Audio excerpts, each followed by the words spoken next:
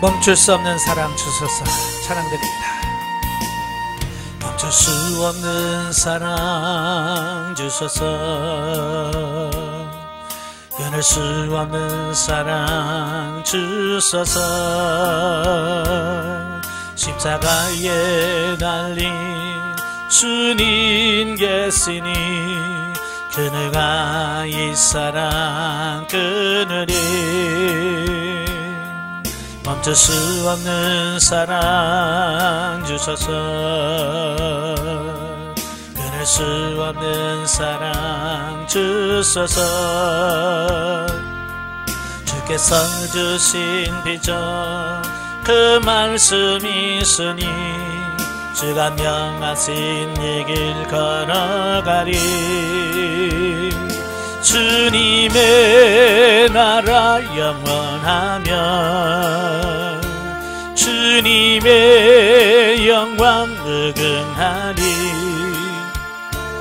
나그네네 나의 삶 감상하리. 마흔 다의 주님을 찬양해. 멈출 수 없는 사랑 내게 주소서.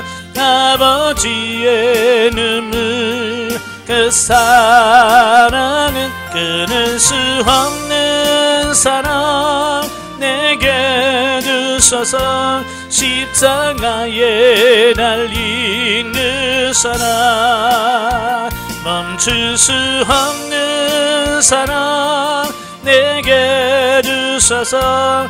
아버지의 눈물 그 사랑은 끊을 수 없는 사랑 내게 주소서. 십자가에 달린 그 사랑. 아멘. 기도하겠습니다. 은혜로우신 아버지 감사합니다. 오늘도 우리를 사랑해 주셔서 훈련의 장소로 인도하시고 4단계 영적 진단을 같이 나누게 하셔서 감사합니다. 하나님, 우리를 영적으로 성장시켜서 2단계까지 오게 하신 아버지, 정말로 그 단계에 맞는 삶을 사는 우리가 될 수 있도록 성령님 도와 주시옵소서. 오늘도 강의를 들을 때 그 말씀들이 우리의 가슴에 새겨지게 하시고 그 말씀을 통해서 우리 영혼이 더 새로워지는 역사가 있도록 축복해 주옵소서. 시종을 주님께 맡겨오며 예수님의 이름으로 감사하며 기도합나이다. 아멘. 예, 이 시간에는 우리 영적 진단법 4단계를 보도록 합니다. 특강자료집 30페이지를 보시면 30페이지 보시면 영적 진단법 제 4단계가 나오게 되어집니다. 이 4단계라고 하는 것은 우리가 이제 영성훈련 받으면서 상담 받을 때 가난 4-1부터 가난 4-10까지를 가리키는 말입니다. 그러니까 여러분이 상담 받으시면서 이제 가난 4-1입니다 하면 이제 4단계가 되어지는데요. 이 가난 4단계는 전반부와 후반부로 이렇게 나뉘어요. 그래서 전반부는 가난 4-5까지인데요. 이 가난 4-5까지는 진리 단계에 속합니다. 예, 진리 단계에 속하고요. 그다음에 가난 4-6부터 10까지는 이제 생명 단계에 들어가게 되어져요. 그러니까 가난 4단계라도 전반부는 진리 단계, 후반부는 생명 단계라고 하는 거 이거 기억하시면 좋겠고요. 자, 그러면 먼저 전반부 진리 단계를 보도록 하겠습니다. 우리가 진리 단계는 보통 이제 가난 3-6부터 시작을 해서 진리 단계가 시작이 됩니다. 진리 단계는 말 그대로 하나님의 말씀대로 사라져지는 단계를 진리 단계라고 그래요. 그리고 우리가 신앙생활 하면서 하나님의 말씀대로 사라지지 않는 부분들이 참 많지요. 그러니까 말씀은 아는데 말씀대로 사라지지 않아. 그게 한두 가지가 아닙니다. 그죠? 특별히 원수를 사랑한다든지 뭐 이런 것들은 진짜 안 되잖아요. 그죠? 머리는 다 알아. 원수를 사랑해야 되는데 근데 막 미워 죽겠는 거 어떡해? 왜 안 사라지니까? 근데 이제 이 진리 단계에 들어가게 되면 하나님께서 그 단계에 걸맞는 삶을 살 수 있도록 우리를 변화시켜 줍니다. 예. 제가 대인관계에서도 말씀드렸지만 정말 하나님께서 이 대인관계에서 정말 사랑할 수 없는 사람을 사랑하게끔 하나님께서 만들어 주셔요. 예. 그래서 끊임없이 하나님께 기도하면서 하나님 어떻게 할까요? 사랑할 수 있도록 도와주옵소서. 막 몸부림치면서 원수를 사랑하게 되고, 사랑하게 되니까 그도 변화되어지고 나도 넓혀지고, 이런 부분들을 보게. 예, 그래서 진리 단계는 철저하게 하나님의 말씀대로 사라지는 단계다라고 하는 것을 보면 좋겠고요. 자, 거기 보시면 특징이 나타나죠. 나타나는 특징이 네 가지가 있는데요. 자, 여기서 들어가기 전에 4-1부터는 4-1부터 4-5까지는 가나안 땅을, 정복한 가나안 땅을 기업으로 받는 단계입니다. 지금까지는 그 여리고 무너지고 나서부터 계속 가나안 정복 전쟁을 하죠. 예, 가나안 정복 전쟁을 해서 전쟁이 끝나고 가나안 4-1부터 5까지는 이제 정복한 땅을 분배하는 시기다라고 보시면 돼요. 우리가 여호수아 13장 14장 들어가면 이제 땅을 분배하잖아요. 그죠? 각 지파에게 분배를 합니다. 제일 먼저 분배받은 지파가 물론 요단 동편도 있지만 요단 서편에서는 유다 지파가 제일 먼저 받지요. 갈렙이 뭐라고 그래요? 이 산지를 내게 주소서 그러잖아요. 자, 그러면서 그 땅을 정복해 가지요. 이제 그 땅을 정복하고 그 정복한 땅을 분배하는 어떤 그런 시기다라고 보면 되겠고요. 두 번째로는 그 분배받은 기업 안에서 처리되지 못한 가나안 7 족속들을 처리하는 시기다.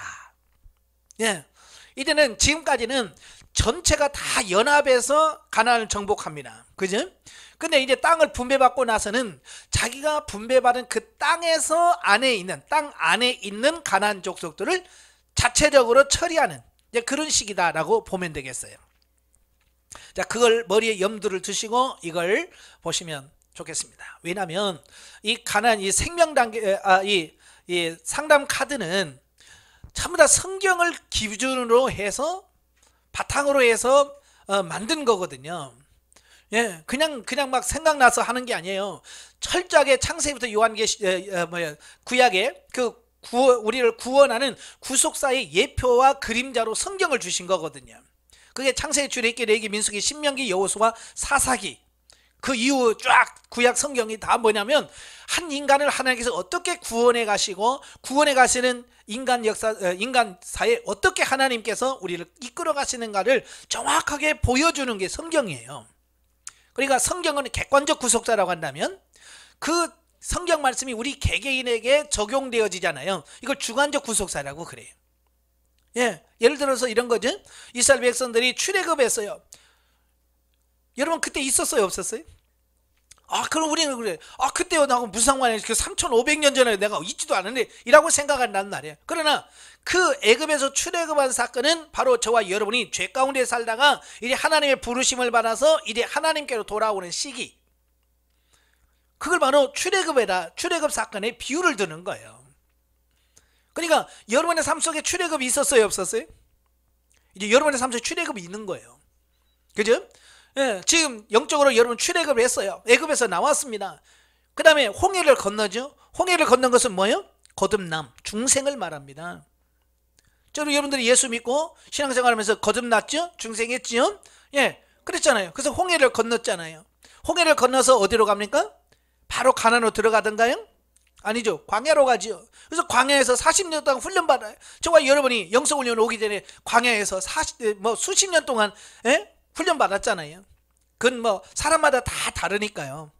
어떤 분들은 모태신앙일 수도 있고, 어떤 분들은 초등학교 때 신앙생활 하신 분, 어떤 사람은 30살부터 신앙생활 하신 분, 어떤 분은 40세가 돼서 그때 만나신 분, 어떤 시기적인 건 다 다르지만 그 창세기부터 요한계시록 그 성경이 우리 개개인에 적용되어진 것은 40에 예수 믿으나 모태신앙이나 다 똑같은 그런 과정을 거쳐서 가더라고 말이에요.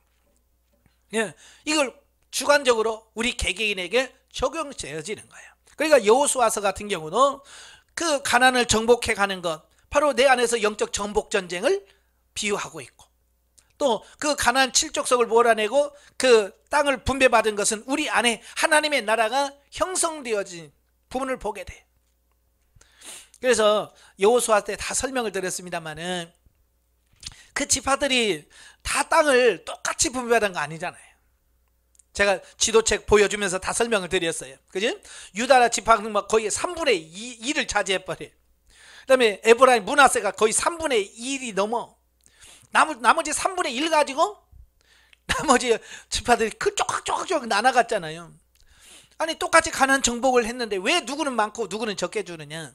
예, 그 가나안 정복에 얼마나 열정을 다했고 최선을 다했고 앞장서느냐에 따라서 누려지는 받는 게 달라지는 거예요. 이건 뭘 의미하느냐. 오늘 저와 여러분 영성훈련하면서 여러분 개개인이 하나님 앞에 훈련받는 그 훈련의 정도에 따라서 누려짐이 달라진다는 것을 결정해야 돼요.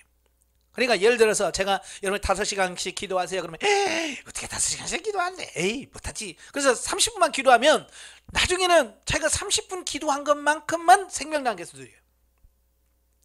정말 그렇습니다. 예, 순종하라. 그런데 에이 몰라. 그러고 대충 하잖아요. 그 대충한 것만 누려져요. 그러니까 하나님은 행한 대로 받으시고 심은 만큼만 거두게 하시는 분이 하나님의 철저한 원칙이셔요. 그러니까 유다 지파가 많이 차지했다는 것은 유다 지파가 그만큼 가나안 정복 전쟁에 앞장섰고요. 특별히 갈렙 같은 사람 뭐 이 산지를 내게 주소서 막 그래가지고 막 앞장서서 하잖아요. 그러니까 그만큼 차지하게 되어지는 거예요. 그럼 나머지 지파들은요 할 생각도 없어. 차지할 생각도 없고. 그러니까 막 여호수아가 야 대표 불러 3명씩 나와. 그래서 지도 그려와. 그래서 지도 그려서 나눠서 제비 뽑아서 나눠줘. 그 열정이 없는 거예요. 열정. 영성훈련에 대한 열정이 없는 거예요. 그러니까 조금밖에 못 차지하는 거예요. 그러니까 여러분 나중에 가서 나는 왜 이것밖에 안 돼요 라고 하는 것은 누구를 원망할 수가 없어. 왜? 자기가 한 만큼만. 그러니까 영성훈련 받을 때 최선을 다해서 하셔야 돼요. 기도도 하긴 할 수 있는 것만큼 하세요. 예. 뭐 슬슬 하면 쉽게 하면 조금밖에 못 누리고 정말 6시간씩 7시간씩 막 기도하면서 정말로 뜨겁게 가신 분들은 그만큼 많이 차지할 것이고 그만큼 누려지는 부분이 다른 거예요. 제가 지금 자신 있게 말할 수 있는 것은 그런 거예요. 예, 제가 훈련 받으면서 저는 하루에 6시간씩 꼬박꼬박 기도했습니다. 새벽에 3시간 기도하고 저녁에 3시간 기도하고 정말 강대상 엎드려서 기도하는 시간만 하루에 6시간씩 기도했습니다. 예, 오전 시간 4시간 성경만 읽었습니다. 오후 시간에는 전도도 하고 뭐 여러 가지도 하고 특별히 또 여기서 읽으라는 책이 있어요. 단계 첫째 딸은 뭐 책 읽어라, 두 번째 딸은 뭐 책 읽어라 다 있잖아요. 그거 다 읽으라는 책 다 사다가 읽고 열심히 했어요. 그만큼 했으니까 오늘 이 정도 와 있는 거예요. 예. 더 열심히 했더라면 여러분 저 얼굴 못 볼 수도 있었어요. 제가 이 정도 해서 지금 여러분 보고 있는 거예요. 여러분 다행이죠. 예, 그런 거예요. 예, 심은 것만큼 거두게 돼 있어요. 그러니까 열심을 내시라고 말입니다. 남과 비교하면서 예? 저 목사님 뭐 2시간밖에 안 하대. 나도 2시간 해야지. 그러지 마세요. 그 사람은 그 사람이고 나는 나예요. 각자가 다 다른 거예요. 우리가 밥 먹을 때 보면 누구는 한 그릇 먹는 사람이 있고 누구는 2그릇 먹는 사람이 있잖아요. 다 다르잖아요. 자기가 맞는 만큼만 먹으면 되는데 자꾸 남과 비교하면서 왜 저 사람 많이 먹는데 그리고 흉볼 필요 뭐 있어요. 그죠? 예, 자기가 맞는 그릇에 따라서 자기가 할 만큼 해야지 남 너무 비교하면서 하지 마시라 그 말이에요. 예, 다른 사람 쿨쿨 자면 자는 대로 놔두시고 나만 열심히 하면 돼요. 예. 근데 내가 기도할 사람인데 남을 따라가면 그 사람은 안 되는 거예요. 그래서 훈련 받으면 다 사람마다 이 체질이 다르잖아요. 어떤 사람은 잠을 자야 되는 사람이 있고 어떤 잠을 자면 안 되는 사람이 있더라고요. 그래서 남 보지 말라는 거예요. 우리는 가끔 이제 목사님 얼마 기도해? 1시간밖에 나도 1시간만 되는구나. 그러지 말라니까요. 그 사람은 1시간만 기도해도 될 사람이에요. 근데 나는 1시간 갖고 안 될 사람이거든요. 근데 나는 5시간씩 기도해야 될 사람인데 1시간만 기도하면 안 되는 거예요. 네, 그릇이 다 다르단 말이에요. 다 각자가 그릇이 다 달라요. 그러니까 남이 하는 것은 그냥 참고 저렇게 하는구나 여기까지만 가지 그 사람만큼 하면 되겠네 그러면 안 됩니다. 자 1번 보시면 심령 대청소기간이다 그랬어요. 심령 대청소기 4-1부터 5까지가 심령 대청소기간이 아마 여러분도 상담받다 이제 성장에서 상담받으면 이 시기에 대해서 이제 심령 대청소기간입니다. 하나님께서 이제 속을 처리해 갈 겁니다. 그래서 속에 드러나게 하실 거고요. 이 안에 있는 작은 것도 많게 드러나게 하실 겁니다. 예. 처리되지 못한 육의 속성들이 드러나게 된다. 그러니까 가나안 족속들 예. 여호수아를 중심으로 해서 가나안 정복을 하지요. 큰 것들만 친 거야 사실은. 그죠? 근데 자질구레한 여러 속성들 다 남아있는 거예요. 그러니까 우리가 훈련 안에 이 안에 보면 큰 건 어떻게 처리된 것 같은데 작은 거 있어요. 많아요. 이런 것들이 하나씩 하나씩 처리가 돼야 되는데 드러나지 않으면 알 수가 없잖아요. 그죠? 성질이 안 나면 내 안에 혈기가 있는지 모르죠. 그죠? 혈기를 확 나요. 내 안에 혈기가 있구나. 이거 알잖아요. 그래서 하나님이 드러나게 하시는 거예요. 이게 잘못된 거 아니에요. 그게 되는 거예요. 그러니까 가끔 상담은 목사님 나 요즘에 성질이 많이 나는지 몰라. 그거 드러나서 처리하라고 하나님께서 보여주는 거예요. 예? 감사하시고 그럴 때마다 하나님 이게 아직도 남아있네요. 이걸 십자가에 처리시켜 주세요 라고 해서 그분들을 하나하나 처리가라. 예? 근데 우리는 뭉태기로 그래. 하나님 다 변화시켜 주시고, 예? 그게 아니란 말이에요. 이제 핀셋으로 하나씩 뽑아낸 작업을 해야 돼. 예? 우리 속에 있는 쓴뿌리를 보여주셔서 처리하게 하신다. 그러니까 드러나야 돼요. 안 드러나면 안 돼. 예. 그러니까 성질 난다. 감사하셔야 돼요. 이게 남아있군요. 보여주셔서 감사합니다. 네. 그 다음에 그러고만 있으면 안 되죠. 이걸 십자가에서 처리시켜 주세요 하고 빨리 처리하는 데까지 가야 됩니다. 아시겠죠? 예. 드러남에 감사하고, 예. 그래서 처리를 해야 되는데, 예. 근데 뿌리까지 뽑아야 돼요. 어떤 분은 그래요. 목사님, 왜 처리했는데 또 나오고 그러죠. 그래서 뿌리를 뽑아야지요. 왜 뿌리를 안 뽑고 그냥 위에만 뽑으세요? 예, 위에만 뜯어내면 안 되죠. 그러지? 예? 우리가 그 풀 밭이라든지 이럴 때 보면 뿌리까지 뽑아야 없어지지. 뿌리를 남겨두면요 금방 자랍니다. 제가 언젠가도 말씀드렸지만 저희는 초등학교 때 왜 이렇게 학교에서 이렇게 풀 뽑는 일을 많이 시켰는지 몰라요. 시골이라서 꼭 학교 끝나면 전체 학생들 다 운동장에 모아놓고 1학년은 여기서 여기 뽑아, 2학년은 여기서 뽑아, 3학년은 여기서 뽑아, 맨날 그 풀 뽑으라는 거야. 학교 수업 끝나고 공차고 막 해야 되는데 그 풀 뽑으라고 하니까 애들이 뽑겠어요. 싫은데 일일이 그걸 뽑을 수가 없잖아요. 그러니까 홈이나 이런 거 그냥 닥닥닥 긁어버리. 캐는 게 아니고 그냥 위에만 싹 긁어버려. 그냥 그러면 어떻게? 이게 싹 잘라나가잖아요. 싹 잘라나가니까 싹 캔 것 같이 깨끗합니다. 놀고 싶으니까. 그래서 막 긁어놓고 피자로 싹 쓸면 깨끗하거든요. 그럼 가서 선생님 다 했어요. 그러면 선생님이 창문을 이렇게 쭉 열어보고 깨끗하거든요. 그래 아이고 수고했다. 그러면 이제 우리는 막 노는 거야. 근데 2, 3일만 지나면 어때요? 싹 올라와. 왜? 이게 처리된 게 아니고 그냥 위에만 보이는 것만 잘라냈기 때문에 2, 3일만 되면 그냥 또 올라오는 거야. 오늘 우리가 지금 그러고 있는 거야. 그러니까 뿌리를 뽑을 때까지 하셔야 돼. 뿌리를 뽑을 때까지. 그게 안 나올 때까지 해야 돼. 안 나올 때까지. 정말 혈기가 안 나올 때까지, 미움이 안 나올 때까지 끝까지 하나님 처리시키시고 십자가에 처리시켜달라고 기도해야 돼. 전에도 말씀드렸지만 처리는 왜 계속 나올까요? 예, 그 처리가 다 안 돼서 그렇고요. 너무 우리 안에 많이 있어서 그래요. 예, 많이 있는 것은 아무리 뽑아내도요 계속 또 나옵니다. 예, 그러니까 그 누구 속에 있는 것이나 내 속에 있는 것이 나와요. 그러니까 남 핑계 대지 마시고요 열심히 뽑아내시면 좋겠습니다. 그 다음에 2번 보시면 진리 단계 후반부에 오면서 영적인 지각이 열리는 것을 경험하게 된다. 예, 이 가난 4다시 넘어가면요, 이 영적인 이 지각이 열리는 것을 많이 느껴요.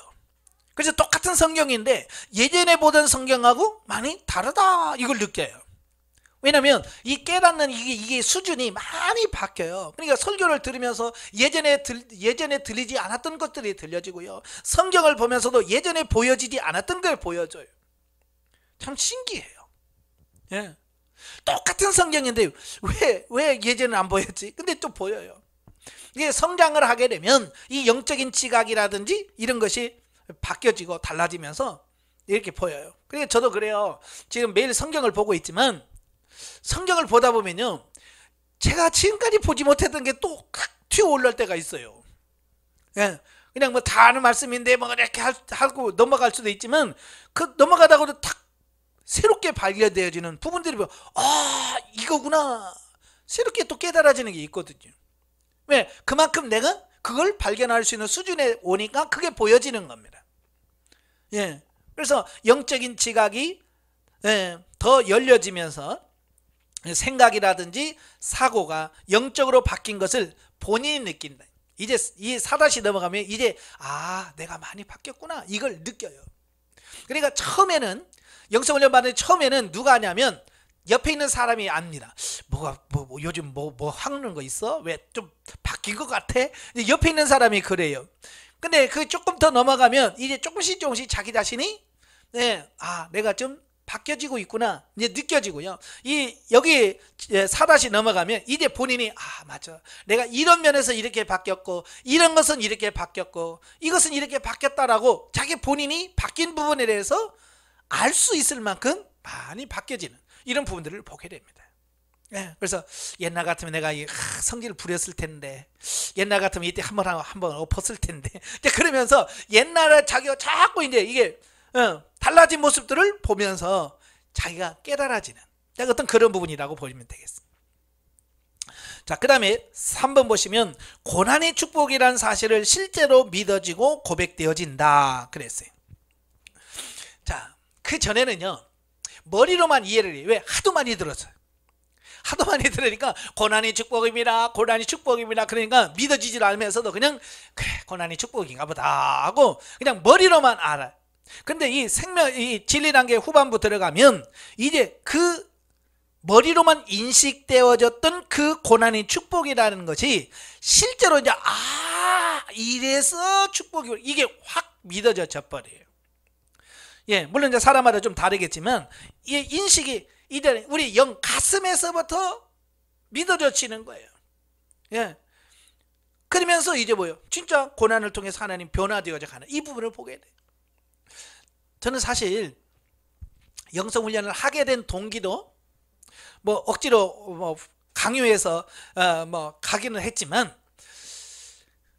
그래 영성훈련 하면 이 고난이 없어지겠지, 이 힘든 과정이 그냥 다 통과되겠지, 이런 어찌 보면 고난 통과하기 위해서 어찌 보면 고난이 없기를 위해서 영성훈련 받은 것도 있거든요.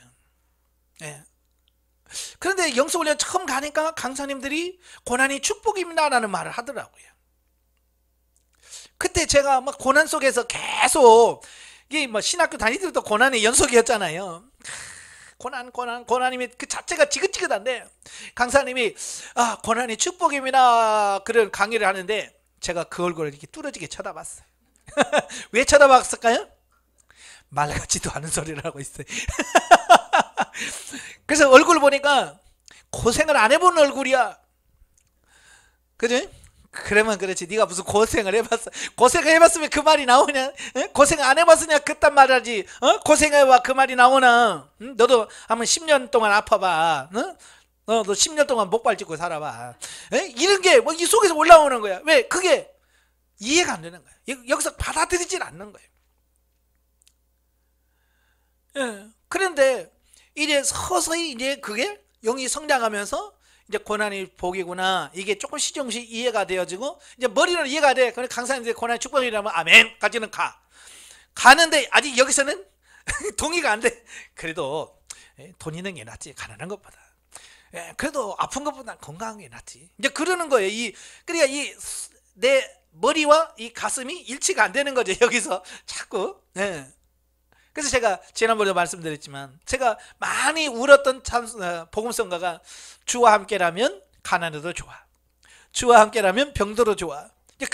그 복음성가를 많이 부르면서 막 울었어요. 제가 강단에서 그 복음성가를 부르면 울어. 그러면 성도들은 목사님은 저 가사가 은혜가 되나 보다 그렇게 생각했을 모르지만 나는 그 가사가 은혜가 돼서 우는 게 아니에요. 내 입은 가난해도 좋아 그런데요, 내 속은 뭐라 그래? 야 가난하게 뭐가 좋아, 부자가 좋지 이러면서 이게 올라오는 거예요. 그러니까 입은 가난해도 좋아, 근데 여기는 뭐가 좋아 그러면서 이게 안 맞는 거야. 이게 안 맞는 거야. 이게 일치가 돼야 돼. 이게 일치가 안 되는 거예요. 그러니까 답답한 거예요. 하나님 나는 왜 이럴까요? 왜 이게 하나가 안 될까요? 내 입에서 정말 가난이 좋다 그러면 이 속에서 아멘 하고 영도 이게 하나가 돼서 일치가 돼서 고백이 되어지고 이래 사라져. 왜 그건 안 될까요? 그래서 울은 거예요. 근데 이 4다시 딱 넘어가면서 그게요 확 믿어져지는 거예요. 아멘. 믿어져지는데요. 정말 고난의 축복이라는 게 확 믿어져지는 거예요. 예. 그러면서 제가 뭐라고 고백했냐면, 하나님, 그래요. 이제는 가난해도 괜찮아요. 이제 교회 부흥 안 해도 됩니다. 얘는 막 그 교회 부흥 막 그게 스트레스 받아가지고 막 그래서 몇 명 모여요. 말만 들으면 막 스트레스야 이게. 목사님 교회 성도 몇 명이요? 라는 말 들으면 막 스트레스야 이게. 근데 이게 막 믿어지면서부터 그 자체가 감사가 되고 기뻐가 돼요. 네. 이제 그걸 초월해 버린 그게 바뀌어지더라고요. 예. 그래서 그다음에 성도가 없는 게 감사하고, 내가 부흥 안 된 게 감사하고, 몸이 아픈 게 감사하고, 이제 모든 게 감사가 다 다 감사가 되는 거예요. 그러면서 제가 고백한 게 있어요. 하나님, 한 영혼을 두고 평생 목회하라도 하겠습니다. 이제 그 전에는 하나님, 나 이러면 목회 못합니다. 최소한 내가 하려면 최소한 이 정도는 돼야 되지 않나요? 라고 늘 하나님 앞에, 주님, 내가 그릇이 크잖아요. 그러니까 이만큼은 줘야 됩니다. 늘 하나님께 기도한 게 그거예요. 그래야 나도 목회할 만 나고 그러지. 근데 이게 딱 고난의 축복이라는 게 가슴에 탁 묻혀져, 이게 믿어져 버리니까, 하나님, 이제 한 영혼을 두고 목회를 하라고 그래도 이제는 하겠습니다. 그게 하나님의 뜻이라면 저를 섬으로 보내도 가겠습니다. 그 전에는 하나님, 나 안 가요. 어떤지 이제 가을이라 그래놓고 나 거기 안 돼요.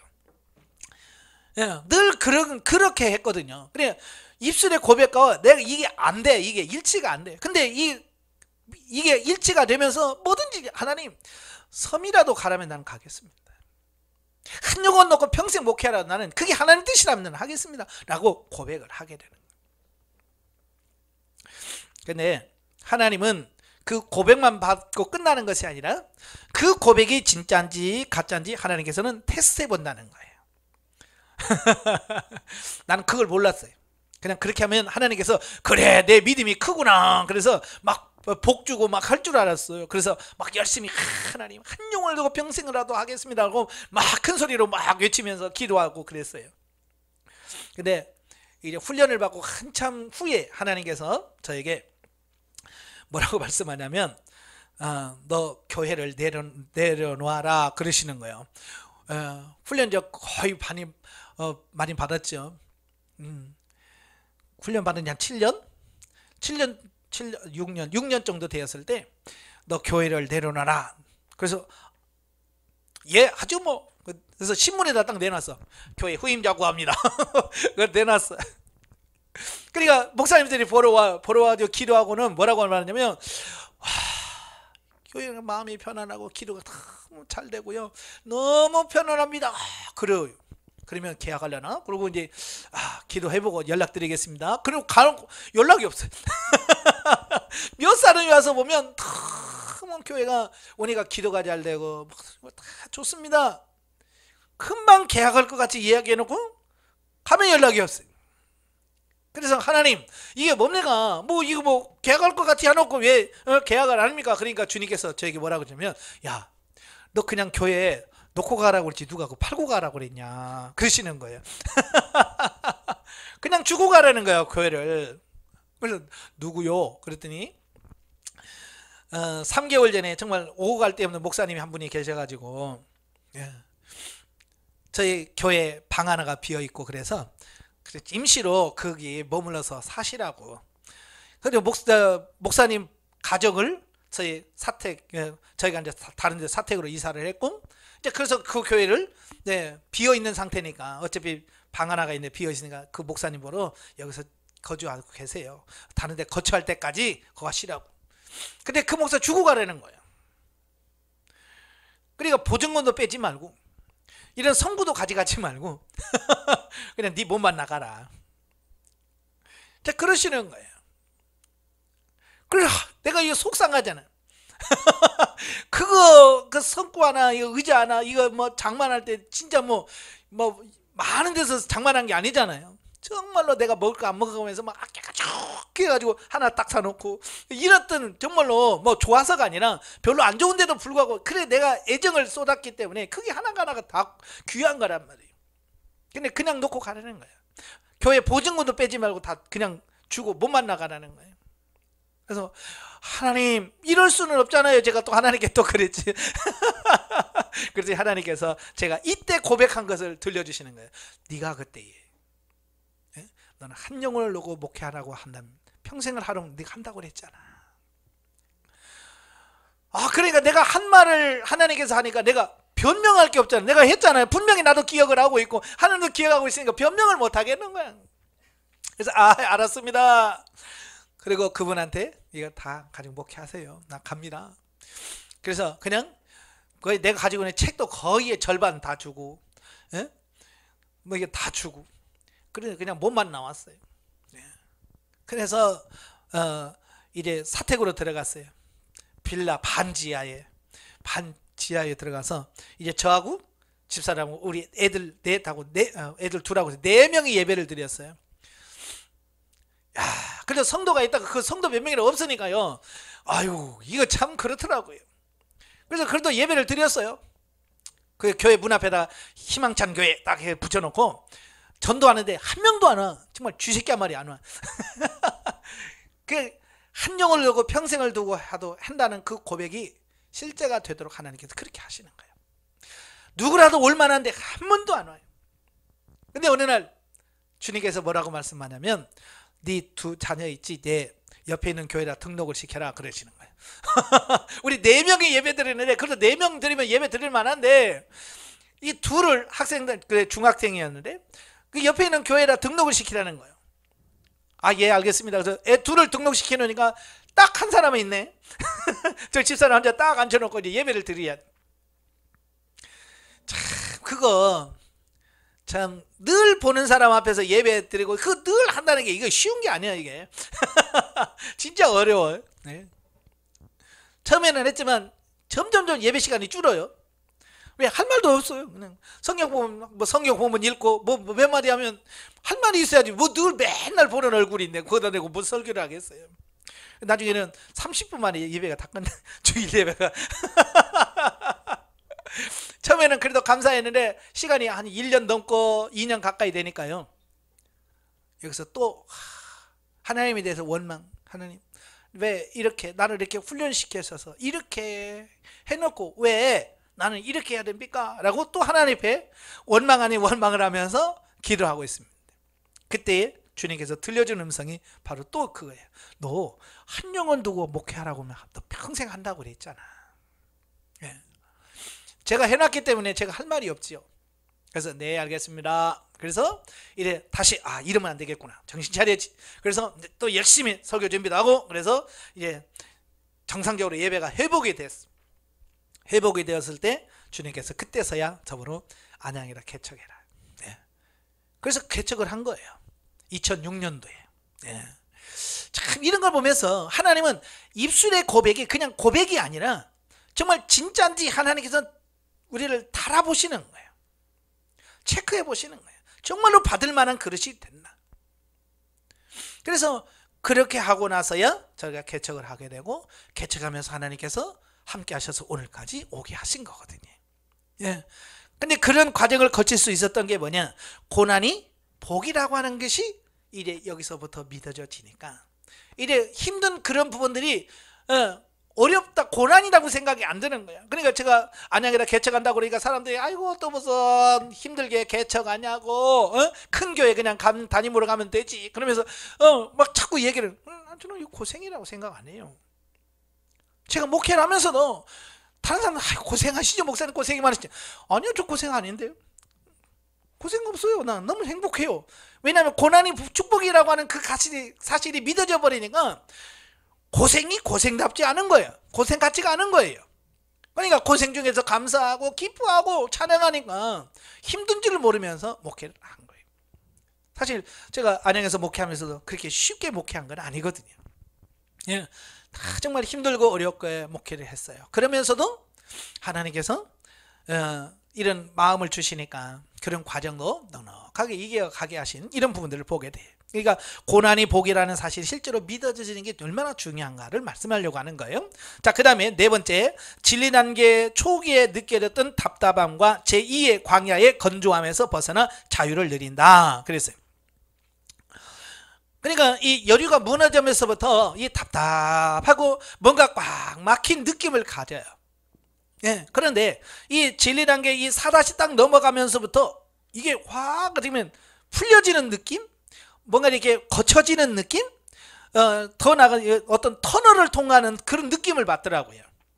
예. 여류가 무너지면서부터 상당히 어려웠거든요.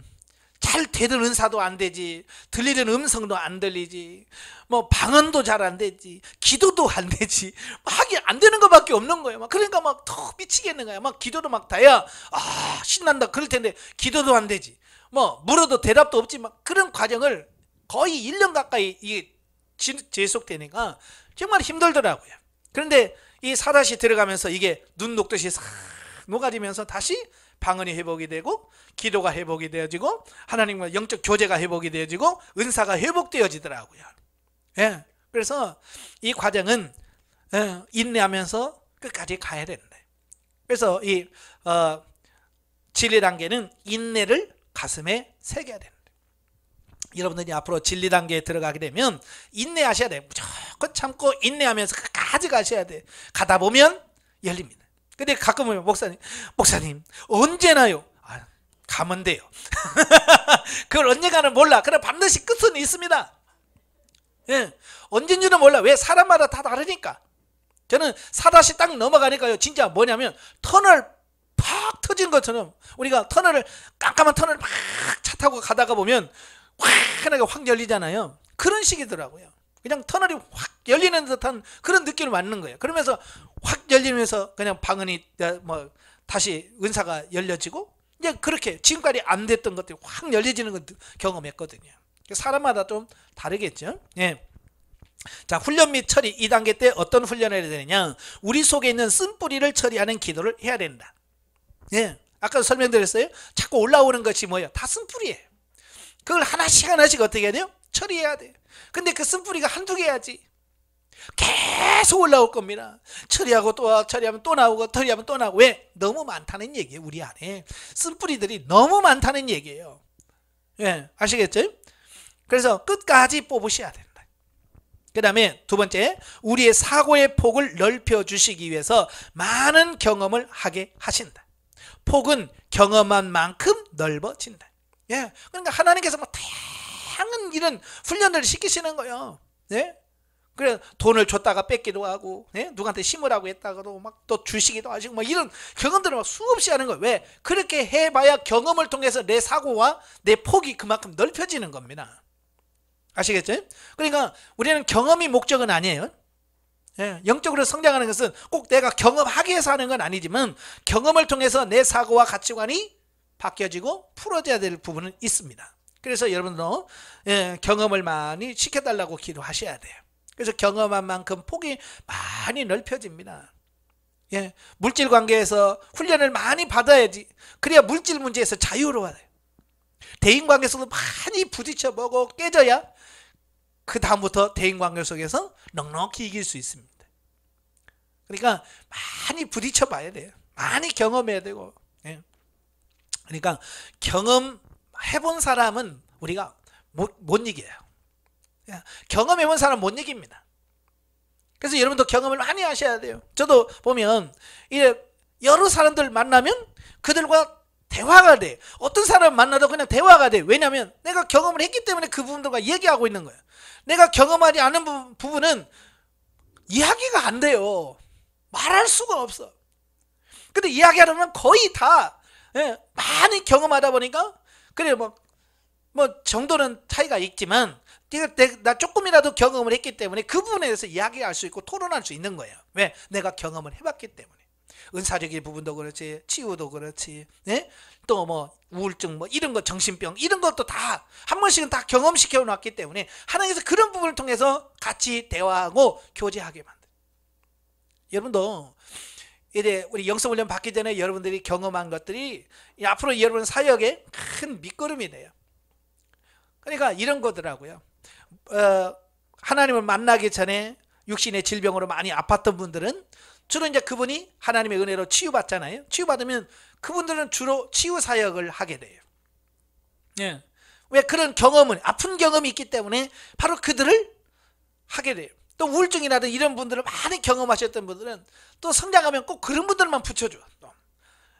왜? 자기가 경험했기 때문에 그런 분을 끌어갈 수 있는 부분들이거든요. 또 사보다 망한 사람은 또 왜 그런 사람을 붙여줘? 왜? 자기가 경험해서 그런 부분이 노하우가 있기 때문에 그분들을 끌어갈 수 있기 때문에. 그래서 예전에 내가 경험했던 부분들은 결국 앞으로의 사역이 그런 방향으로 흘러갈 거다. 이걸 보여주는 겁니다. 왜? 경험해보지 않으면 내가 몰라. 그래서 하나님은 다 미리 그런 과정을 다 경험시켜 주시는 겁니다. 그 다음에 세 번째, 기도와 은사가 점점 회복되어지는 것을 경험한다. 아까 설명드렸죠? 예. 그 진리단계 초반부까지도 정말 그게 열려지지 않는 부분들. 예. 오직 했으면 제가 진리단계 들어가기 전에 영성훈련은 그만두려고 그랬어요. 왜? 너무 안 돼서. 갑자기 잘 되다가 그 여리고 무너지고 나서부터 이상하게 안 돼. 그렇게 6시간씩 기도했는데요. 6시간 기도가 안 돼. 그냥 기도만 하면 졸리고 막 그냥 정신 못 차리고 있으면 언제 내가 코 골고 있어요. 강대상 엎드려서 코 골고 있어. 분명히 주에 3번으로 기도 시작했는데 코 골고 있어요. 그러니까 막 더 신경질 나는 거야. 막 이게 짜증 나는 거야. 왜 기도해야 되나? 왜 안 되나? 예? 그게 이제 죽어지면서 나타나는 현상이거든요. 예. 그게 바로 어디까지 진행됐냐면 바로 가난 4-1 직전까지 그게 진행이 된 거예요. 기도하려면 기도가 돼야 되는데요. 이렇게 막 기도의 장소에 가면 몇백 명씩 막 쫙 하고 막 기도하면서 막 기도한단 말이에요. 막 뜨겁게 기도하는 거예요. 근데 거기 가서 주여 3번 하고 나면 힘이 쭉 빠져요. 쭉 빠져서 말이 안 나와. 말이 랄랄라도 안 나오고 아무것도 안 나와. 정말로. 예? 무슨 말을 해야 되는데 말이 안 나와 입에서. 난 그런 것도 경험한다니까요. 그러니까 기도의 장소에 가면 열받아서 와. 다른 사람 기도하는데 나는 이렇게 묵상만 하다 보니까 근데 나중 가기도 싫어. 그런 과정을 거쳤어요. 그러니까 영성훈련 받고 싶은 마음이 있겠어요? 없지. 그래서 저는 이제 훈련 안 받으려고 결단을 하고 그 아카데미에서 그때 일주일 동안 기도원 빌려서 이런 수련회 같은 걸 했어요. 그래서 거기 가서 한번 물어보고 답이 없으면 난 이제 그만둬야 되겠다. 그래서 그 수련회를 갔어요. 가서 이제 질의응답 시간이 있어요. 이제 질문하고 답하는 그런 시간에 이제 박 목사님이 이제 물으면 질문하면 답을 해주는 그런 시간이 있어요. 그래서 나는 그때 내가 이걸 질문해가지고 여기서 답을 안 주면 나는 이제 끝이야. 영성훈련 끝이야. 이제 그러면서 가서 이제 그 시간만 기다린 거예요. 이제 물어보려고. 왜 안 됩니까? 이제 물어보려고. 근데 나보다도 더 성격 급한 사람이 있더라고요. 자, 질문 있으면 하세요. 그러니까 옆에 있는 사람 손을 빨리 들더니 목사님, 제가요 훈련 받은 지 몇 년 됐는데요 왜 안 됩니까? 경당수 사람이 막 그래서 성장했으면 더 잘 돼야지 왜 안 되는 겁니까? 막 그러면 내가 하려고 했던 것보다 더 세게 말을 하는 거예요. 막 침 튀기면서 막 이게 되는 거예요 안 되는 거예요? 그러면서 막 하는 거예요. 어찌 내 속이 시원한지. 왜 내가 할 말을 다 해주니까 나는 그렇게 못 하거든요. 저는 왜 안 되는지 모르겠습니다. 그러려고 했더니 막 그 사람 막 얼굴 막 침 튀기면서 얘기하더라고요. 속이 시원해. 그래서 이제 뭐라고 답하는가만. 그것만 기울인 거죠. 뭐라고 답을 줄까? 다 듣고 나더니 목사님이 한마디 하셔요. 잘 되어가는 과정입니다. 다음 분 질문하세요. 그러는 거야. 더 이상 설명도 없어. 그냥 잘 되어가는 과정입니다. 다음 분 질문하세요. 그때 제가 얼마나 성질 나는지. 난 그것 때문에 거기 갔는데 이게 답이 없다. 내려가면 이제 끝이야. 예. 그러고 내려왔어요. 예. 내려와서 이제 교회 와서 기도하면서 하나님, 난 안 받아요. 이거 안 되는 거, 왜 안 됩니까 이거? 그러면서 이제 마지막으로 하나님 나 안 가요. 왜 안 되는 거요? 하고 하나님 앞에 이렇게 기도하고 있을 때 갑자기 하나님께서 환상 비슷한 것을 제게 쫙 보여주셨어요. 그게 뭐냐? 압력밥솥이. 예, 들으셨지? 예, 압력밥솥. 제가 군대 제대하고 형님하고 둘이 자취를 하는데 처음 와보니까 이 압력밥솥이라는 게 있더라고요. 뭐가 이빨같이 생겨가지고 이렇게 뭐, 예? 나는 중학교부터 자취했어요. 불 떼서 하는 밥, 곤노밥, 전기밥솥밥, 연탄밥. 제가 안 해본 밥이 없거든요. 다 해봤어요. 예? 군대 가서도 고체 연료 이런 걸 해서 하는 밥 다 해봤어요. 근데 압력밥솥은 안 해본 거예요. 한 번도.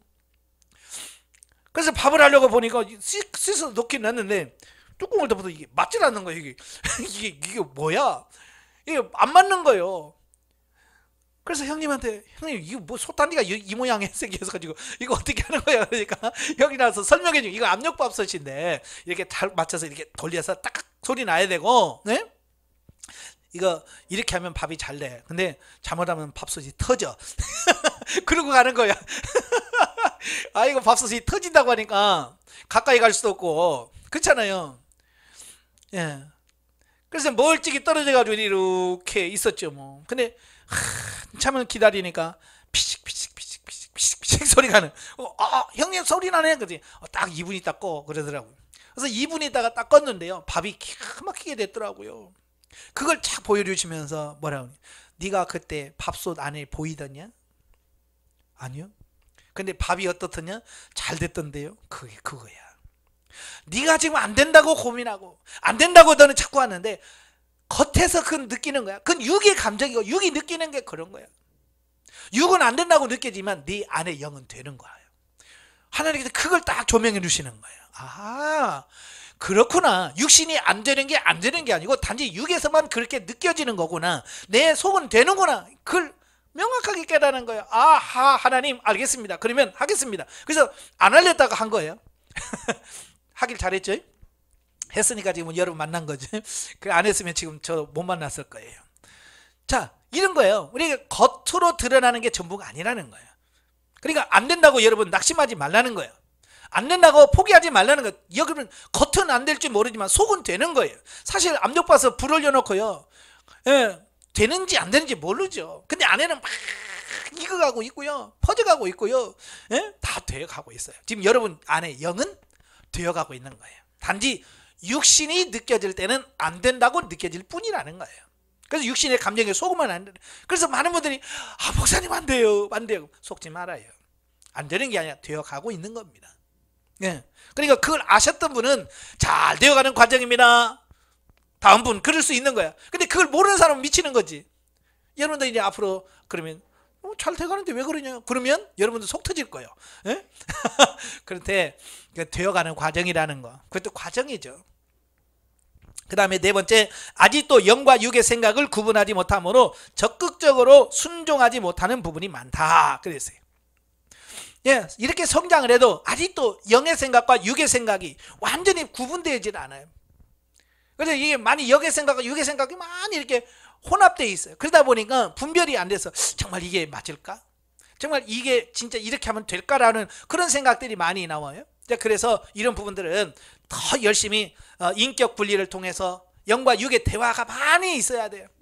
그래서 확실하게 이건 영의 생각이고 이건 육의 생각이구나 라고 하는 것을 분명하게 여러분이 분별할 수 있어야 여러분 생명 단계에 들어가서도 잘할 수 있다는 거예요. 자, 주의사항입니다. 1. 안일과 안식을 분별하여 성령님의 지도 인도를 받는 삶이 지속되어야 된다 그랬어요. 자, 이게 무슨 말이냐면 안일과 안식을 다 국어사리처럼 하니까 평안히 쉰다는 뜻이에요. 안일도 평안히 쉬고 안식도 평안히 쉰다는 거예요. 근데 차이가 있어요. 안일은 뭐냐? 머물러서 그냥 그 상태에서 만족해버리는 걸 말합니다. 그러면 안식은 뭐냐? 성장해 가면서 평안을 누리는 거예요. 왜 이런 말 하냐면요, 이 진리 단계에 들어가면요, 많은 분들이 그래요. 목사님 요즘엔 너무 편해요, 마음이요 평안해요, 걱정이 없어요, 그런 말 한단 말이에요. 예? 그게 뭐냐? 영혼 안에서 누리는 안식이 있는 거예요. 그래서 제가 그래요. 그건 당연한 거예요. 하나님께서 성장하면 안식은 기본적으로 주는 겁니다. 그러나 그게 다가 아니에요. 더 성장해 가야지. 그게 다 됐다고 생각하지 마세요. 대부분 많은 사람들이요, 이제 걱정 없어요, 이제 다 됐어요 라고 생각하면서 그냥 훈련이 다 됐다고 생각을 해요. 아니란 말이에요. 제가 그러죠. 훈련은 졸업이 있다고요, 없다고요? 없다고 그랬잖아요. 없습니다. 죽을 때까지 하나님은 계속해서 우리를 훈련시켜 가는 거예요. 왜? 계속 그리스도의 장성한 분량까지 우리를 성장시키려고 하시는 하나님의 뜻이 있기 때문에 우리를 끊임없이 성장시켜 가는 겁니다. 성장은 훈련 없이 안 돼. 그래서 끊임없이 훈련합니다. 어떤 분이 그래요. 저한테 목사님은 훈련 끝나서 좋으시죠? 아니요, 나 지금 아직 훈련 안 끝났어요. 지금도 훈련 받습니다. 예, 지금도 하나님께서 단계 하나님께서 사람도 붙여주고 물질도 붙여주고, 그래서 그 사람을 통해서 또 깊어지고 또 깊어지게 만드신단 말이에요.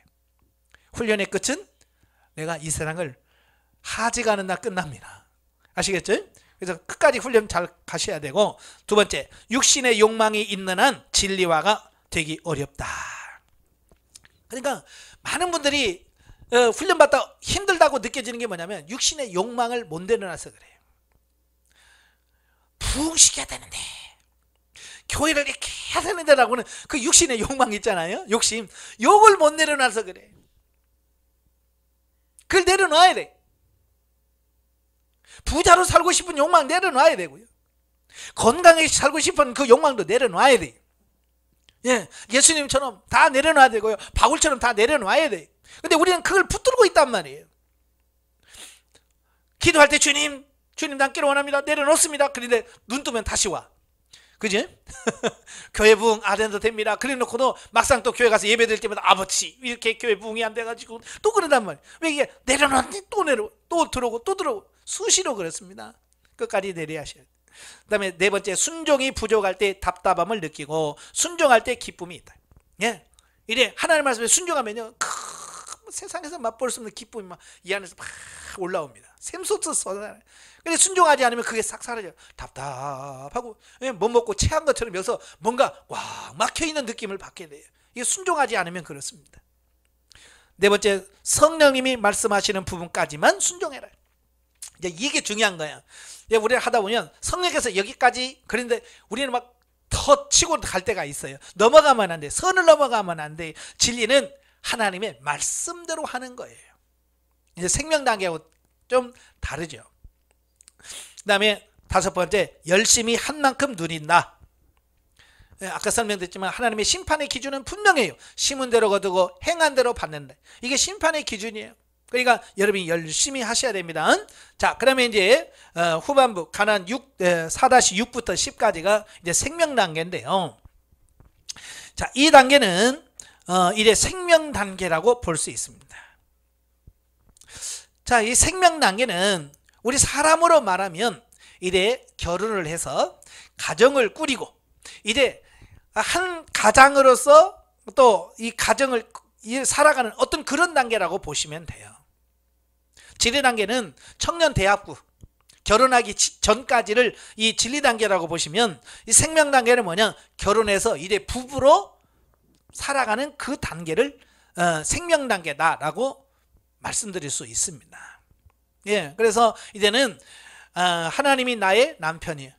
예수님이 나의 남편이고 나는 그의 신부로서 이제 하나님과 내가 부부로서 살아가는 그런 단계를 생명 단계다라고 말씀드릴 수 있어요. 자, 1번, 신령한 집이 완성이 되고 삼일째 하나님께서 내주 내제 하신다. 그랬죠? 그래서 가나안 4-7 보면 신령한 집 완성, 삼일째 하나님 내주 내제라는 글씨가 있죠. 그래서 4-7이 되면 여러분 상담 받으시고 이제 신령한 집이 완성이 됐고요, 삼위 하나님께서 내주 내제 하셨습니다 라는 말을 합니다. 이 내주라고 하는 말은 입주했다는 뜻이에요. 입주. 우리가 집을 사거나 아파트를 완공하면 뭐예요? 입주시 간다고 그러지? 들어가는 거예요. 그 안에 들어가. 그걸 입주라고 그래요. 내재는 뭐냐? 입주해서 거기서 머물러서 사는 걸 말합니다. 내재는 그 안에서 사는 거예요.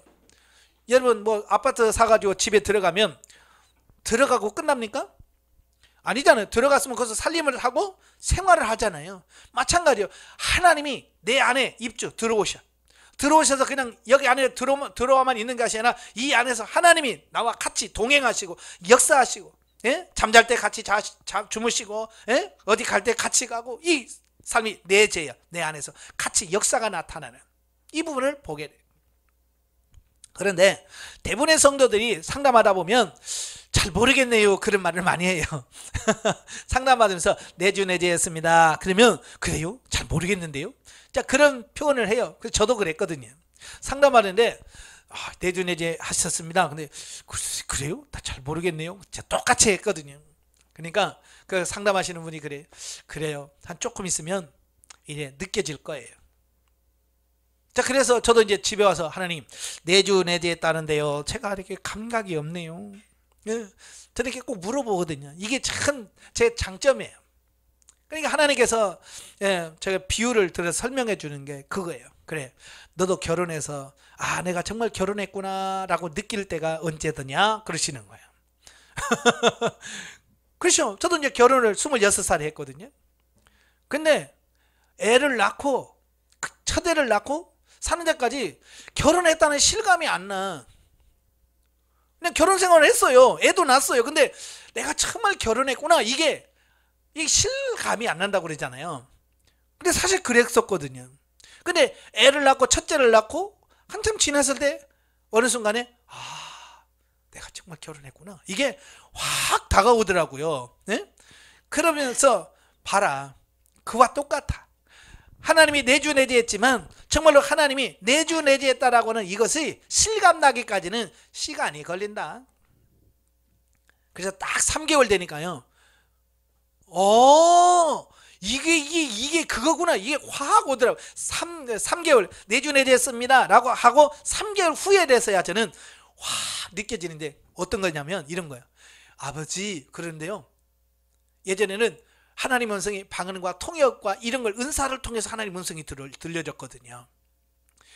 방언을 막 하면 성령께서 그 방언을 통역해 주면서 하나님의 음성을 저한테 알려주었거든요. 근데요, 이 실감이 딱 나면서부터 뭐냐면 내 안에서 말씀하시는 거예요. 신기한 게, 아버지 이거 뭐예요? 그러면 내 안에서 말씀하시는 거예요. 꼭 내가 이렇게 눈을 감고 기도하면 이 배꼽 밑에 그 앞에서 이렇게 말씀이 올라와. 이렇게 쭉 올라와. 이게 뭐냐, 내 안에 계신 하나님이 내 안에 말씀하시는 것을 보게 돼요. 그러면서 하나님이 정말 내 안에 계신다더니 정말 맞구나 확 믿어지더라고요. 그 다음에 그러고 나서 2번, 상대방의 영의 상태가 보여지고 심령이 덧입혀짐으로 영적 상태를 알게 된다. 이래 내주내지 하고 나서 이래 상대방의 영의 상태가 보여집니다. 참 신기합니다. 이렇게 사람을 딱 보면 그 사람이 이렇게 심령 상태, 영의 상태가 이렇게 보여져요. 그래서 전철을 타고 이렇게 갈 때 7명이 딱 내 앞줄에 타거든요. 그러면 그러면 그분의 영적인 상태가 이렇게 보여요. 교회 안 다니고, 우상 숭배하는 이런 게 다 보인단 말이에요. 이렇게 참 신기하더라고요. 그 다음에 뭐예요? 심령이 덧입혀진다고 그러죠. 그 사람의 마음이 그대로 나한테 그냥 와요. 이렇게 그냥 답답해하는 게 그냥 그대로 오고요, 슬퍼하는 게 그대로 오고요, 괴로워하는 게 그대로 오고요, 아파하는 게 그대로 와요. 와우, 진짜. 그러니까요, 예전에는 중보기도 할 때에 하나님 누구 아프대요, 그분 치료해 주세요 라고 그냥 입에 바른 어떤 기도라고 그럴까요? 그런 기도였어요. 근데요, 그의 심령이 덧입혀지고 그분의 아픔이 나한테 이렇게 오니까요, 그런 식으로 기도 못 하겠더라고요. 하나님 누가 아프대요, 치유해 주세요. 그게 아니라 진짜 내가 아프니까 진짜 그분이 아픈 게 그대로 와요. 그분의 답답한 게 그냥 내게로 옵니다. 막 가슴이 터집니다. 그러니까 막 이건 뭐요, 남의 문제가 아니야, 내 문제야, 내 아픔이야. 막 그러니까 막 정말로 하나님 앞에 중보기도를 하는데요, 정말 하나님이 원하시는 그런 기도, 중보기도 하게 되더라고요. 마음이 덧입혀지니까. 여러분도 이제 성장하게 되면 많은 분들이 그래요. 부부간에도 마음이 덧입혀지지 않으면 상대방의 속을 몰라요. 그죠? 자식들도 그 속에 안 들어가 보면 몰라요. 근데요, 이 심령이 덧입혀진다는 게 하나님 우리 아들 마음이 어떤가요? 그 아들의 마음을 내게 덧입혀 주세요. 그러면 지금 아들의 마음이 그대로 나한테 와버려요. 그가 고민하고 갈등하는 게 그대로 와버려요. 그러면 이제 내가 중보 기도는 하나님 이런 부분이 있었군요. 이런 부분 이렇게 해주시고 이렇게 처리하기를 원합니다. 라고 중보 기도해주면 희한하게 아들이 바뀌어져 있어요. 신기하지? 이게 덧입는다는 게 그렇게 중요한 거예요. 때로는 하나님의 마음을 덧입혀주세요. 그러면 하나님의 마음이 그냥 내게 쑥 와버려요. 그러면 하나님의 마음이 그냥 이해가 돼버려요. 덧입혀지니까 이해가 되는 거예요. 그러면서 정말 하나님과 내가 따로 사는 게 아니라 정말 하나가 되어서 살아가는 게 경험되어지는 어떤 그런 부분이다라고 볼 수 있습니다. 그 다음에 세 번째, 하나님이 영의 친아버지로 여겨진다. 네, 그러면서 이제 하나님이 가까워지게 느껴지는데요. 이제 정말 하나님의 음성도 내 안에서 들려오지요. 네? 어딜 가든지 주님이 내 안에 계시지. 그러니까 이제 하나님과 동행하는 삶이 실제가 되어지는 이 부분을 보게 되어집니다. 자, 그래서 이 하나님이 멀리 계신 것이 아니라 너무 가까이, 내 안에 그냥 가까이 계시는 이 부분이 느껴지네. 자, 이게 생명 단계에서의 특징이고 나타나는 현상이다라고 이렇게 보시면 되겠어요. 네, 그 다음에 훈련 및 처리. 1번, 모든 일을 육이 아닌 영의 중심에 되어 순종하려고 힘써야 한다 그랬어요. 이게 중요한 게 뭐냐면 생명 단계에 왔다고 저절로 영이 막 영 중심이 되고 영으로 살고 되는 게 아니더라고요. 내가 힘쓰고 애쓴 것만큼 되더라고요. 아까 이 생명 단계를 결혼에다가 비유를 들었잖아요. 제가 이제 주례를 쓰면서 결혼하는 사람들 주례를 쓰면서 항상 하는 말이 그거예요. 결혼식 했다고, 결혼식을 마쳤다고 행복이 저절로 오는 건 아니다. 내가 노력하는 것만큼 내가 행복해지기 위해서 내가 노력하고 힘써야 된다. 그래야 행복이 만들어지는 거지. 행복은 그냥 내가 결혼했으니까 그냥 행복이 오는 것이 아니네. 이런 말 하거든요. 그러니까 이 생명단계에 왔다고 해서 저절로 생명단계 삶이 누려지는 게 아니란 말이에요. 결혼했으면 어때요? 이제 상대방에게 맞추려고 얼마나 많이 노력을 해야 됩니까? 그렇잖아요? 그러니까 요즘 젊은이들은 왜 이혼율이 높아갑니까? 상대방에게 맞추려고 안 해. 나한테 맞춰달라고 하는 거야. 서로가 나한테 맞춰달라. 예. 그러니까 이런 거예요. 새벽잠이 많고, 예? 초록잠이 없는 사람 많잖아요. 저도 만나니까 반대로 만납니다. 나는 초록잠이 많고 새벽잠이 없고, 집사람은 초록잠이 없고 새벽잠이 많고, 어찌 그렇게 또 반대로 만나는지 몰라요. 근데 요것 때문에 갈등이 생기는 거예요. 나는 10시 되면 막 졸려가고 자자 그러는데 지금 몇 시인데 자냐고 그러면 짜증납니다. 그죠? 아니 10시 되면 자야지. 그리고 아침에 나는 새벽 4시나 되면 일어나야죠. 근데 안 일어나. 왜 안 일어나냐? 왜 늦게 못 일어나? 이제 이러니까 이게 갈등의 원인이 되더라고. 이게 다르니까. 그래서 우리도 이제 뭐 처음에는 막 서로 왜 빨리 자고 늦게 일찍 일어나고, 저는 이제 제가 그러니까 늘 집사람한테 그걸 강조하죠. 강요하면 집사람은 그게 안 되는 걸 어떡하냐고. 이제 그래서 이제 서로 갈등하게 되어지는 것처럼 이제 하나님과 내가 맞춰가는 기간이 있습니다. 생명단계 들어가서 막 척척척 맞춰지는 게 아니라 그런 과정을 거치면서 이제 맞춰져 가는 거죠. 예. 그래서 이제 저 사람은 저렇구나. 이제 인식이 되고 그 사람 이제 맞춰주려고 많이 노력을 해야 되잖아요. 그게 서로 맞춰줘야 돼요. 예. 그래서 얼마나 맞춰주느냐에 따라서 이제 행복이 그만큼 될 수도 있고, 안 맞춰주고 계속해서 끝까지 자기한테만 맞춰달라고 하면 결국은 우리는 인연이 아닌가 봐. 자, 그러면서 헤어질 수밖에 없죠.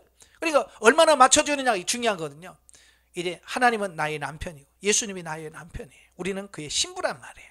그러면 어떻게 해야 되겠어요? 하나님 앞에 이렇게 해주세요, 이렇게 해주세요 라고 하는 것이 아니라 내가 얼마만큼 하나님께 맞춰갈 수 있는지, 그게 중요한 거예요. 얼마나 많이 맞춰가는지. 그러니까요, 이제 기도가 많이 달라지는 거예요. 하나님 어떻게 할까요? 어떻게 해드리기를 원하십니까? 이게 바뀌어지는 겁니다. 예. 그러니까 그렇잖아요. 여성분들은 결혼해보면 내 입맛에 맞춰요, 신랑 입맛에 맞춰요? 여기서 이제 차이가 확 납니다. 내 입에 맞춘 사람은 정말 이기적인 사람이고 신랑에다 맞춘다는 사람은 그래도 좀 사람 같은 사람이죠. 당연히 맞춰가야 돼, 서로. 예. 내 입맛을 고집하는 게 아니라 내 생활 패턴을 고집하는 게 아니라 이거 있지만 상대 맞춰. 이게 자아처리거든요.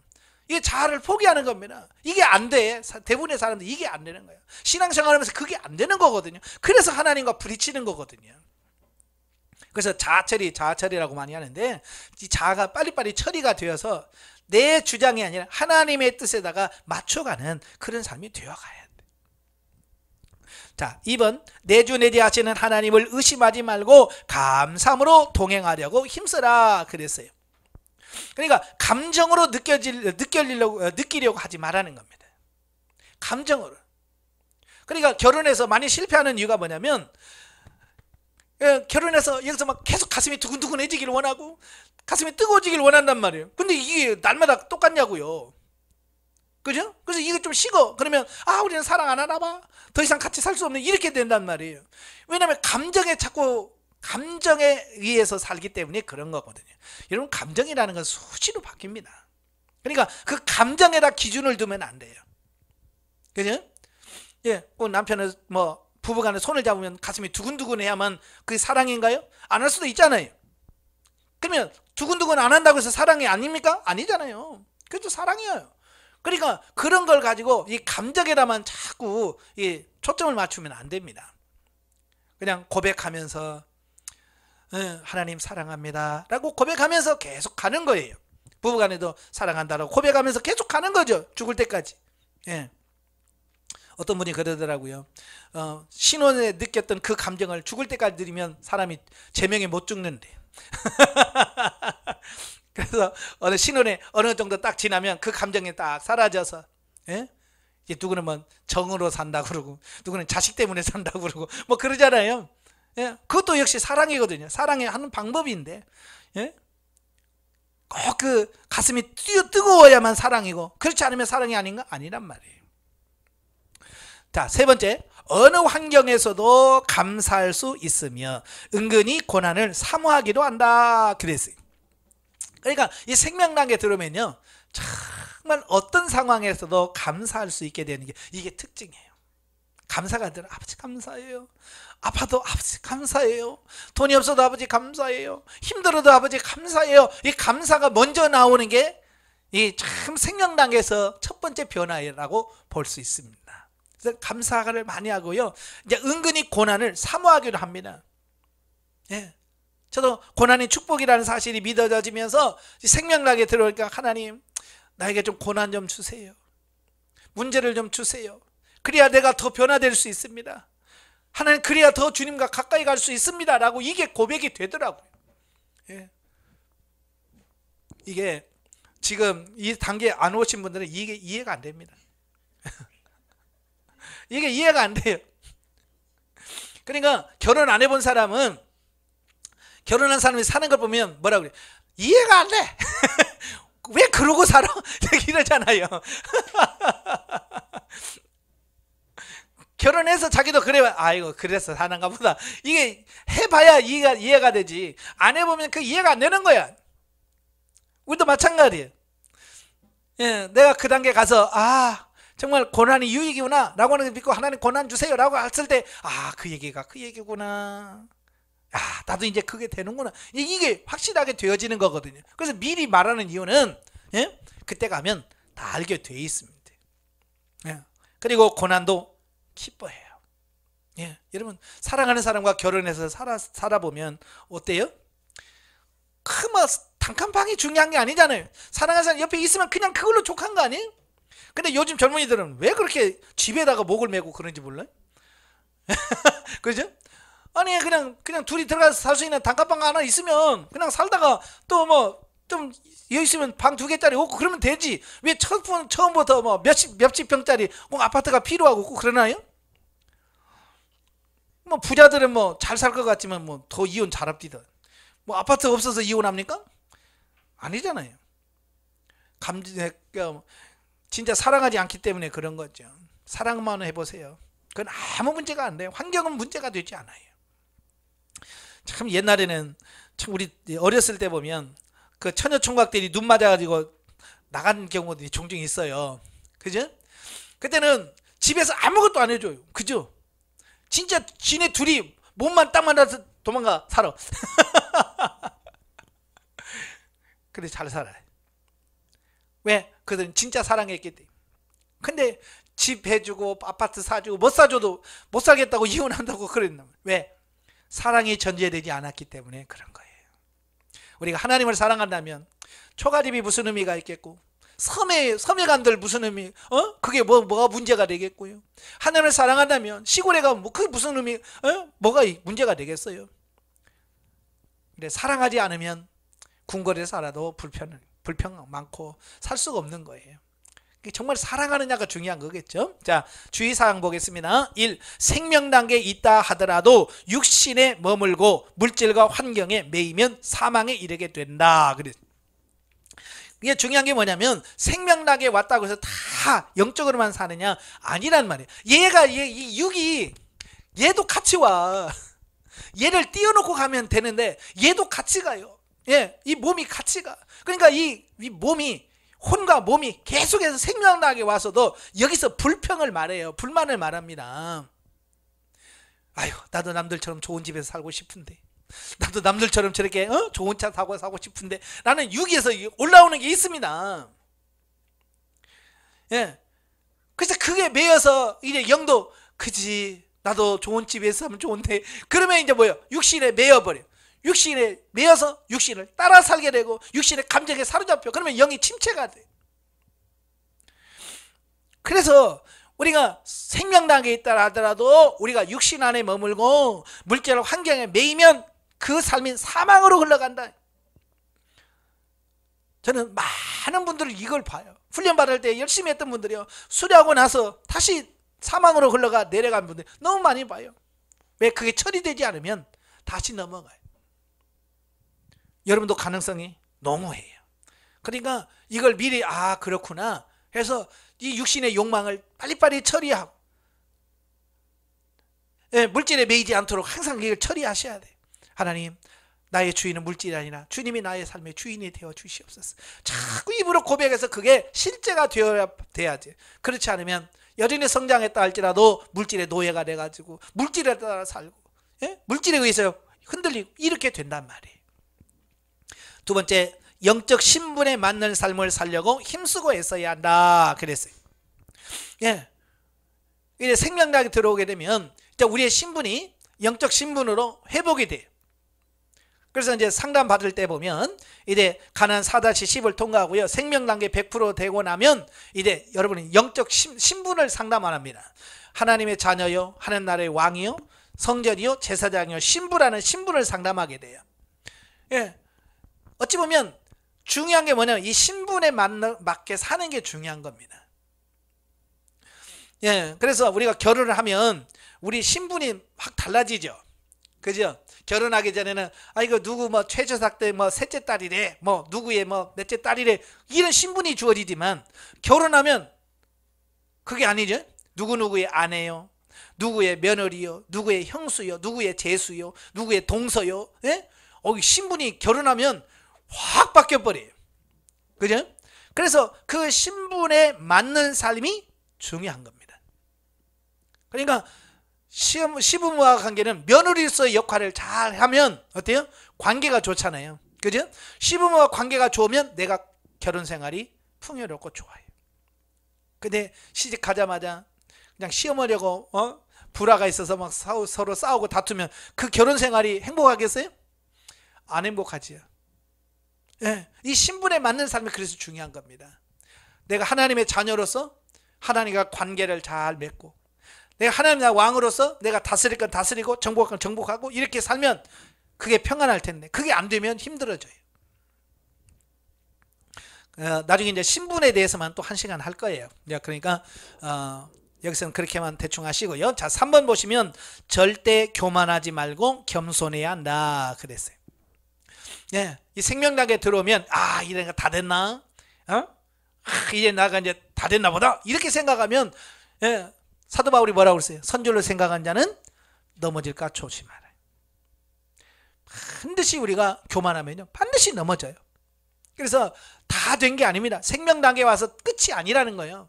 어찌 보면 여러분 결혼했다, 그게 끝이던가요? 이게 시작이죠. 이제 결혼 생활의 시작에 불과한 거예요. 바로 이 생명 단계는 이제 하나님과 나와의 영적 결혼을 통해서 이제 부부로 삶의 시작에 불과한 거지 끝은 아닌 거예요. 그러니까 마치 다 된 것처럼 착각하지 마라 그 말이에요. 아시겠죠? 그 다음에 네 번째, 하나님과 동행하는 삶을 사는데 모든 초점을 맞춰야 된다 그랬습니다. 예, 이 생명 단계는 하나님과 부부로 사는 삶이라고 그랬잖아요. 자, 부부간에서 행복이라는 게 뭘까? 같이 하는 거. 어디 놀러 가도 같이 놀러 가고, 뭘 해도 같이 하고, 예? 뭘 해도 이렇게 같이 할 때 행복을 느끼는 겁니다. 언제 행복을 못 느껴요? 무시당하는 것처럼 무시당하는 거 느끼고, 예, 그죠? 가족 일에 나를 왕따시키고, 그러면 그거 내가 왜 왔지? 이 집에 왜 시집을 왔지? 그런 생각이 들 거 아니에요. 그죠? 마찬가지예요. 하나님과 나와도 관계가 마찬가지예요. 하나님과 늘 동행할 때 어때요? 우리가 영적인 행복감을 느끼고 평안을 느끼는 거예요. 그냥 하나님과 따로 놀면 행복하지 않습니다. 그래서 이 동행이라고 하는 말, 이 동행이라고 하는 말은 히브리어로 할라크라고 하는 말, 할라크라고 하는 말은 같이 걷는다. 그러지, 같이 걷는다. 예, 아마 여러분 이렇게 길거리 가다 보면 젊은 처녀 총각들이 말이죠, 팔짱 탁 끼고 걸어가면 어때요? 이뻐요? 보기 싫어요? 참 보기 좋잖아. 정말, 야, 예, 그냥 그게 아름답기까지 해. 그죠? 이뻐 보이기까지 한단 말이에요. 마찬가지예요. 하나님과 내가 그렇게 손을 탁 잡고 가는 그 모습 자체가 아름다운 거예요. 다른 거 없어. 예. 며칠 전에 한옥마을에 손님이 오셔서 한번 갔어요. 가니까 진짜 젊은 애들이 막 이렇게 팔짱 끼고 한복 딱 갈아입고 이렇게 돌아다니고 보면 다 예뻐. 안 예쁜 사람이 하나도 없어. 예? 이렇게 커플끼리 이렇게 가는 거 보면 너무 이쁜 거야. 그걸 보면서 하나님과 우리와의 관계도 다른 거 안 해도, 화려하게 뭐 치장 안 해도, 그냥 둘이 청바지 입고 그냥 뭐래도 그냥 이렇게 손잡고 이렇게 가는 모습만 봐도 너무 행복하게 보이고 좋은 것처럼, 내가 하나님과 손잡고 같이 걷는 것만으로도 나는 행복해. 예, 그러니까 하나님, 집 없어도 괜찮아요. 나는 하나님만 있으면 돼요. 하나님, 몸 아파도 괜찮아요. 하나님만 있으면 돼요. 먹을 거 시원치 않아도 하나님만 계시면 돼요 라고 하는 게 진짜 이 생명 단계에서 고백할 수 있는 최고의 고백이라고 할 수 있습니다. 가장 중요한 게 뭐예요? 하나님과 동행하는 이 삶이 유지가 되느냐. 예. 잠언서에 보면 그러잖아요. 육선이 가득한 집에 싸우면 사는 것보다 들어가서 시골 초가집에서 사는 게 훨씬 낫다. 예. 그 말씀 하잖아요. 예. 둘이 싸우면서 사는 것보다 외딴 집에서 혼자 사는 게 낫대. 그만큼 이 화해하고 이 행복하게 사는 게 너무 중요한 거예요. 이 하나님과 우리와의 사이를 이야기하고 있는 거예요. 거기서 맨날 우리가 신앙생활하면서 하나님과 맨날 기도만 하면 싸우는 사람들이 많아요. 하나님, 왜 안 해줍니까? 그러면서 여러분 어때요? 지금 하나님과 부부싸움 하고 계신가요? 그래봐야 행복하지 않습니다. 이제 서로 사랑하면서 양보하면서 주님만 있으면 돼요라고 고백하면서 사는 여러분 되시길 바라요. 네. 자, 이렇게 해서 4단계 영적 진단법을 한번 나눠봤습니다. 이제 이 단계 가면 이런 부분들을 하나하나 여러분의 삶 속에 적용하면서, 그런다고 그랬지, 이렇게 이런 거 조심하라고 그랬지 라고 하면서 여러분의 삶 속에서 이걸 하나하나 적용하면서 살아가시기를 주님으로 축원합니다. 기도하겠습니다. 은혜로우신 아버지 감사합니다. 오늘도 귀한 말씀을 같이 나눴습니다. 우리가 진리 단계, 생명 단계로 하나님께서 이끌어 가실 터인데, 우리가 단순한 단계만 그 단계로 가는 것이 아니라 실제 삶 속에서 그렇게 누려져지고 그렇게 사라져지는 귀한 역사가 있도록 주님 도와 주시옵소서. 예수님의 이름으로 감사하며 기도합나이다. 아멘. 하나님 감사드립니다.